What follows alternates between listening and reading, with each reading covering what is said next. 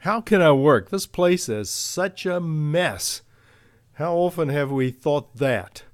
And geez, are we willing to do anything about it? Are we just too lazy to fix it? What's going on here? Well, in this little presentation, we're going to talk about some methods that you can use to actually improve the way you work and to make life more comfortable. Strangely enough, it will not only reduce your fatigue, but probably also your stress level. So where do we start? There are a lot of things that affect our workplace, from technology to clutter to filing system to communication systems to work processes and to the way we design our workplace. So let's look at a logical way that we can start to look at our workplace in a new way. First of all, what's the job? What are we trying to do there? Whether it is your place or someone else's place, the question is, what is the person using the space doing? Break the job down into some main task. What are the things that have to get done to get the job done? Remember that the purpose of the space is to facilitate the task, not something else. Enter the area with an open mindset.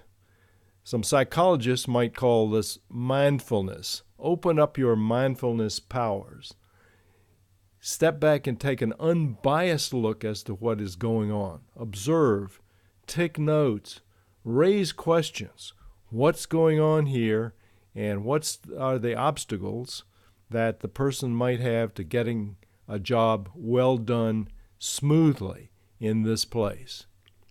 Step 1, remove the clutter. Good grief, is there clutter around? Well, almost every workplace I've seen, every home office I've seen has got some trash laying around, some books or documents laying in places that are totally illogical. Sometimes there's even trash on the floor. Some questions to ask: are there sufficient trash receptacles? Are there in-out baskets? Is there sufficient filing space? One good way to analyze a space is simply take pictures of it. That will increase your mindfulness and your powers of observation. Also, you can take those pictures back home with you or to your office and spend more time actually analyzing the space. Are the workspaces ergonomically designed? And that is, have the screens at the right height?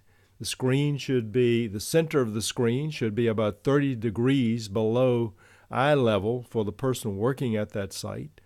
Are the chairs comfortable so a person can sit without having to have their feet dangling? Is the keyboard at the right height so that there's not a danger of carpal tunnel or other kinds of workplace repetitive motion injuries? Is the telephone in a place that can be easily reached, or do you have to stretch, or does the person have to stretch, such as in this illustration, over to the extreme right to pick up the telephone? So you can look at various elements of the workspace to make sure that it is properly ergonomically designed. You can find some very interesting documents online. For instance, a document called Office Ergonomics Handbook that can give you some hints of how to design the workspace. Are the needed resources close at hand? In this space, all the person needs to do is to swerve the chair around to find books or reference books and other items needed. I don't know whether this person needs the dolls on the shelf or not, but at least other books are available. But at the same time, do unneeded resources crowd the space? In other words, are there things on this shelf that looks pretty darn crowded that are there just taking up space and never used? What's the proximity of the printer relative to the workspace? Does the person need to get up and walk across the room just to get one sheet of paper that was printed on the printer. Or in some workspaces, you find that a lot of people use the same printer, which is located 50 paces down the hall. So every time they print something, they have to get up and go to that distant printer. Well, that's okay if you want a walking break, and that's okay if you want to limit printing.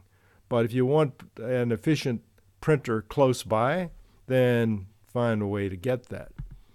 Check the workflow. How much movement is required to perform the tasks? When you lay out the various tasks the person has to do, what are the flows to go from one step to the next step to the third step? In this workspace, it looks as though it is used for perhaps printing, not printing, but assembling documents, and therefore the materials can be laid out in sequence across this workspace. But heavens forbid, look at the clutter that's above it. Mementos do represent clutter in some cases. Does the worker design the task and layout before performing it? In other words, when a person has something to do that requires several steps, it pays to take a few minutes to lay out the task in detail, step by step, and then think about how efficient is that process. In some cases, processes are pre-designed so that there are steps to go through. And if that's the case, what does that flow of work look like in the physical space? Does the worker have the sufficient tools for the job? Are they close at hand? Sometimes we put up with tools that really don't do the job very well.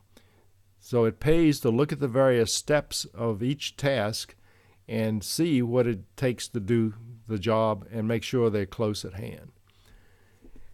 And then obviously there's the question of technology. Does the technology support the job? Do we have the right software? Do we have the right equipment?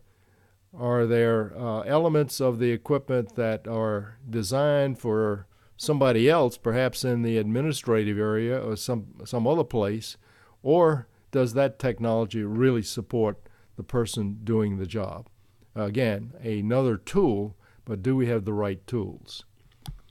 So as you look at your workplace and you consider how people are using the workspace, take some good notes, take pictures, lay out your solutions in step-by-step form, and then find ways to implement them. As the chart says, there's gold in them dar hills. I'm Grant Tate. I'm from The Bridge Ltd., and I hope you find these little videos useful. Contact me if you need more information. Thank you.